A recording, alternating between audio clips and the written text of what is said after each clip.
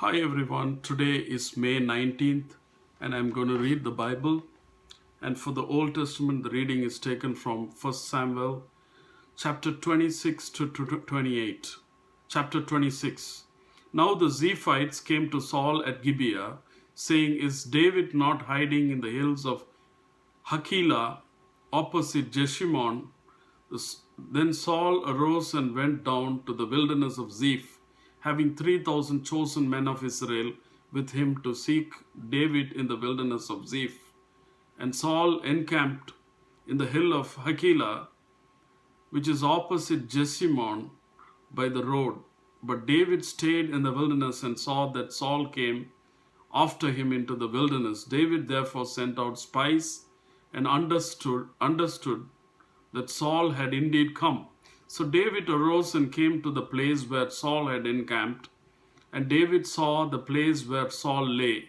And Abner the son of Ner, the commander of his army, now Saul lay within the camp, with the people encamped all around him. Then David answered and said to Ahimelech the Hittite and Abishai son of Zeruiah, brother of Joab, saying, "Who will go down with me to Saul in the camp?"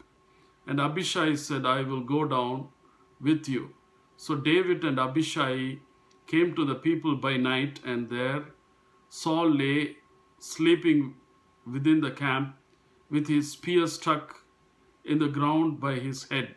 And Abner and the people lay all around him. Then Abishai said to David, "God has delivered your enemy into your hand this day. Now therefore please let me strike him at once with the spear right to the earth, and will not have to strike him a second time." But David said to Abishai, "Do not destroy him, for who can stretch out his hand against the Lord's anointed and be guiltless?" David said furthermore, "As the Lord lives, the Lord shall strike him, or his day shall come to die, or he shall go out to battle and perish. The Lord forbid that I should stretch out my hand against the Lord's anointed. But please take now the spear and the jug of water that are by his head, and let us go." So David took the spear and the jug of water by Saul's head, and they got away.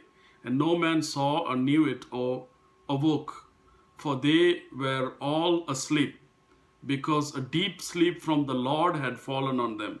Now David went over to the other side and stood on the top of a hill afar off, a great distance being between them. And David called out to the people and to Abner the son of Ner, saying, "Do you not answer, Abner?" Then Abner answered and said, "Who are you?" calling out to the king. So David said to Abner, "Are you not a man? And who is like you in Israel? Why then have you not guarded your lord the king? For one of the people came in to destroy your lord the king. This thing that you have done is not good. As the Lord lives, you deserve to die, because you have not guarded your master, the Lord's anointed.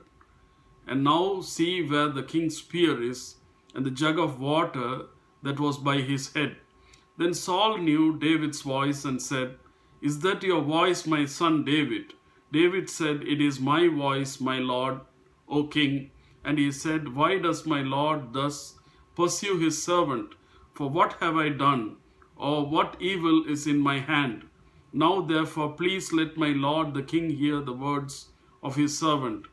If the Lord has stirred you up against me, let him accept an offering. But if it is the children of men, may they be cursed before the Lord, for they have driven me out this day from sharing in the inheritance of Lord, saying, 'Go serve other gods.' So now do not let my blood fall to the earth before the face of the Lord, for the king of Israel has come out to seek a flea, as when one hunts a partridge in the mountains." Then Saul said, "I have sinned. Return, my son David, for I will harm you no more, because my life was precious in your eyes this day. Indeed, I have played the fool and erred exceedingly." And David answered and said, Here is the king's spear. Let one of the young men come over and get it. May the Lord repay every man for his righteousness and his faithfulness. For the Lord delivered you into my hand today, but I would not stretch out my hand against the Lord's anointed. And indeed, as your life was valued much this day in my eyes, so let my life be valued much in the eyes of the Lord, and let him deliver me out of all tribulation. Then Saul said to David, May you be blessed, my son David. You shall both do great things and also still prevail. So David went on his way, and Saul returned to his place. Chapter 27. And David said to his heart, Now I shall perish someday by the hand of Saul. There is nothing better for me than that I should speedily escape to the land of the Philistines. And Saul will despair of me. I seek me anyone in any part of Israel, so I shall escape out of his hand. Then David arose and went over with the 600 men who were with him to Achish, the son of Maok, king of Gath. So David dwelt with Achish at Gath, he and his men, each man with his household, and David with his 2 wives, Abinoam the Jezreelitess, and Abigail the Carmelitess, Nabal's widow. And it was told Saul that David had fled to Gath, so he sought him no more. Then David said to Achish, If I have now found favor in your eyes, let them give me a place in some town in the country, that I may dwell there, for why should your servant dwell in the royal city with you? So Achish gave him Ziklag that day. Therefore Ziklag has belonged to the kings of Judah to this day. Now the time that David dwelt in the country of the Philistines was 1 full year and 4 months. And David and his men went up and raided the Jeshurites, the Gizrites, and the Amalekites. For those nations were the inhabitants of the land of old, as you go to Shur, even as far as the land of Egypt. Whenever David attacked the land, he left neither man nor women alive, but took away the sheep, the oxen, the donkeys, the camels, and the apparel, and returned and came to Achish. Then Achish would say, Where have you made a raid today? And David would say, Against the southern area of Judah, or against the southern area of the Jerahmeelites, or against the southern area of Kenites. David would say, Neither man nor woman alive, to bring news to Gath, saying, Lest they should inform on us, saying, Thus David did. And thus was the behavior of all time he dwelt in the country of the Philistines. So Achish believed David, saying, He has made his people Israel utterly abhor him. Therefore he will be my servant forever. Chapter 28. Now it happened in the days that the Philistines gathered their armies together for war to fight with Israel. And Achish said to David, You assuredly know that you will go out with me to battle, you and your men. So David said to Achish, Surely you know what your servants can do. And Achish said to David, Therefore I will make you one of my chief guardians forever. Now Samuel had died, and all Israel had lamented for him and buried him in Ramah, in his own city. And Saul had put the mediums and the spirits out of the land. Then the Philistines gathered together and came and encamped at Shunem. So Saul gathered all Israel together, and they encamped at Gilboa. When Saul saw the army of Philistines, he was afraid, and his heart trembled greatly. And when Saul inquired of the Lord did not answer him, either by dreams or by Urim or by the prophets.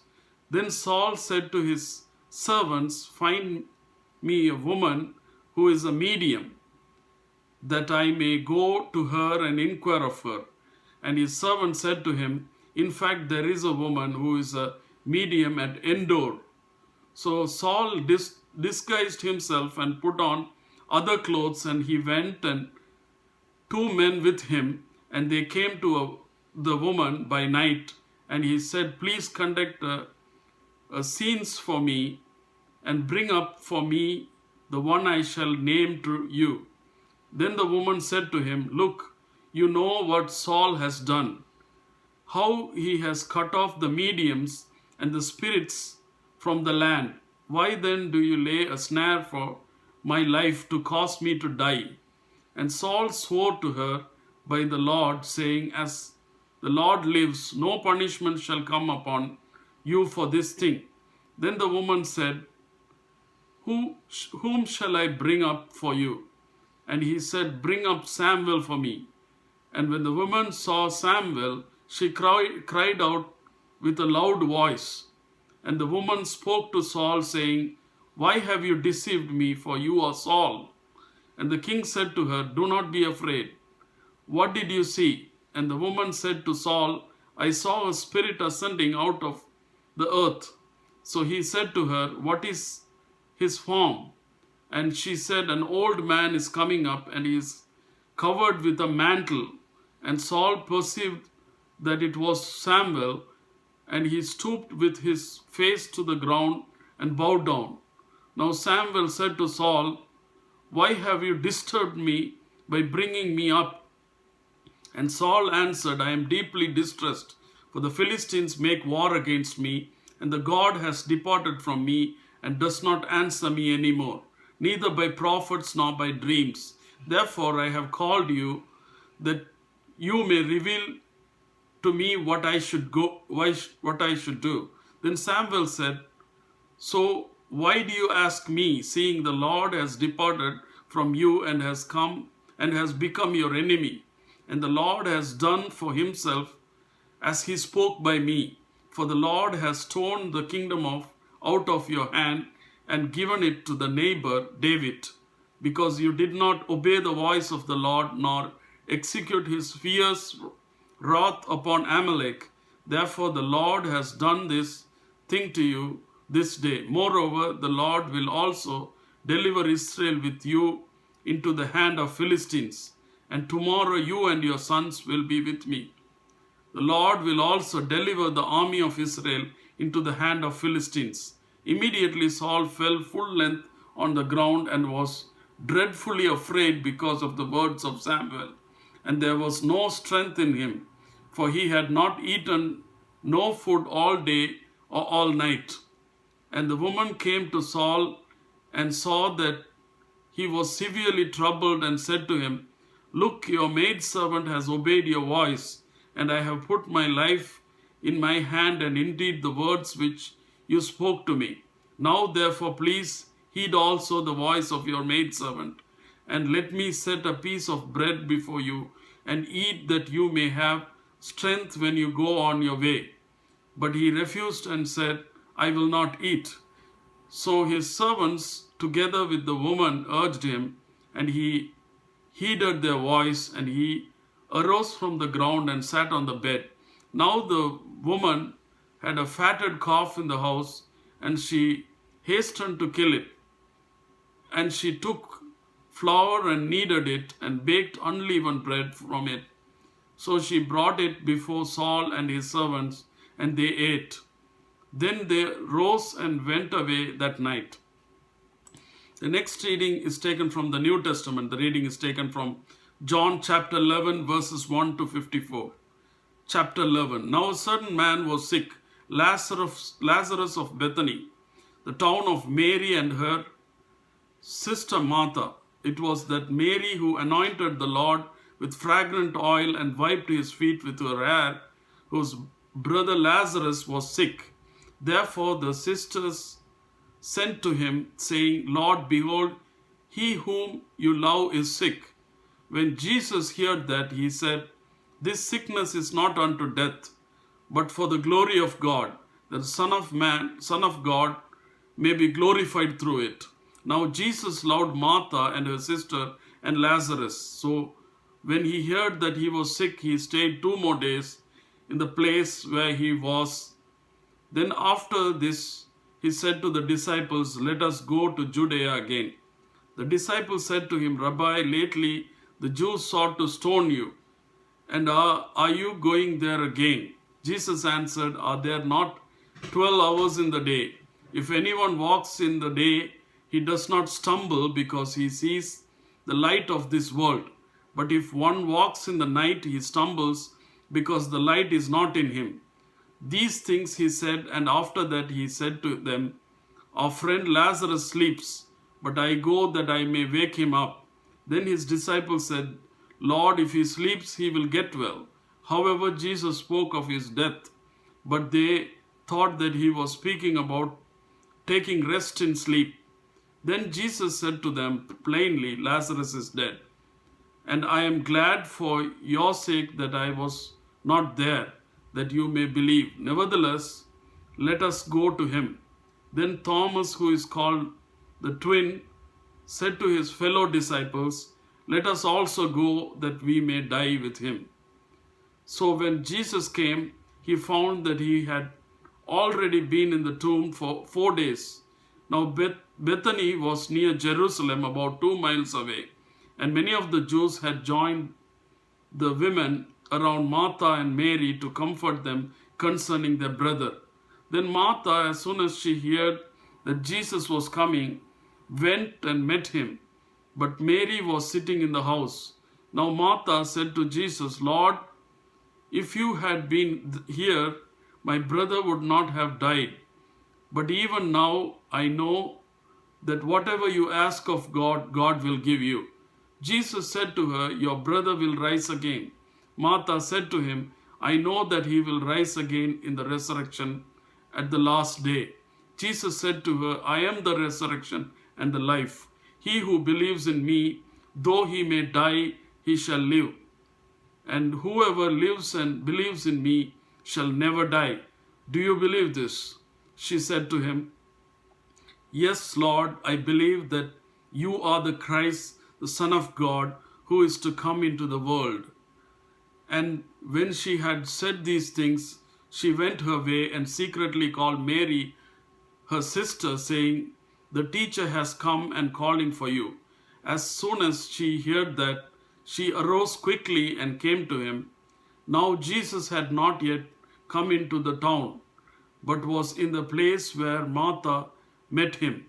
Then the Jews who were with her in the house and comforting her, when they saw that Mary rose up quickly and went out, followed her, saying, "She is going to the tomb to weep there." Then when Mary came where Jesus was and saw him, she fell down at his feet, saying to him, "Lord, if you had been here, my brother would not have died." Therefore, when Jesus saw her weeping, and the Jews who came with her weeping, he groaned in the spirit and was troubled. And he said, "Where have you laid him?" They said to him, "Lord, come and see." Jesus wept. Then the Jews said, "See how he loved him." And some of them said, "Could not this man who opened the eyes of the blind also have kept this man from dying?" Then Jesus, again groaning in himself, came to the tomb. It was a cave, and a stone lay against it. Jesus said, "Take away the stone." Martha, the sister of him who was dead, said to him, "Lord, by this time there is a stench, for he has been dead 4 days." Jesus said to her, "Did I not say to you that if you would believe, you would see the glory of God?" Then they took away the stone from the place where the dead man was lying. And Jesus lifted up his eyes and said, "Father, I thank you that you have heard me, and I know that you always hear me. But because of the people who are standing by, I said this, that they may believe that you sent me." Now when he had said these things, he cried out with a loud voice, "Lazarus, come forth." And he who had died came out, bound hand and foot with grave clothes, and his face was wrapped with cloth. Jesus said to them, "Loosen him and let him go." Then many of the Jews who had come to Mary and had seen the things Jesus did, believed in him. But some of them went away to the Pharisees and told them the things Jesus did. Then the chief priests and the Pharisees gathered a council and said, "What shall we do? For this man works many signs.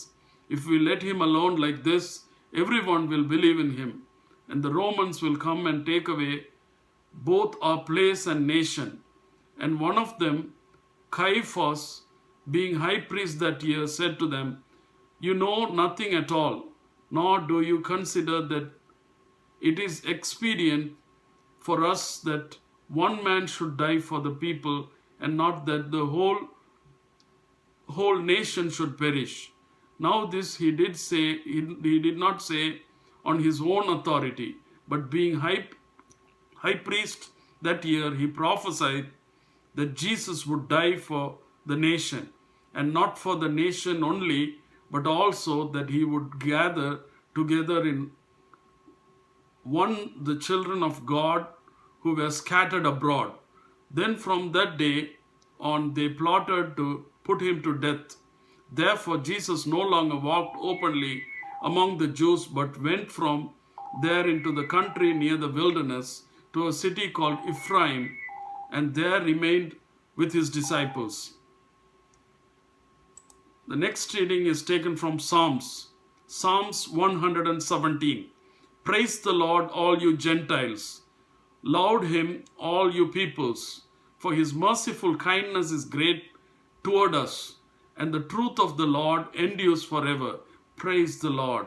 The next reading is taken from Proverbs chapter 15, verses 22 and 23.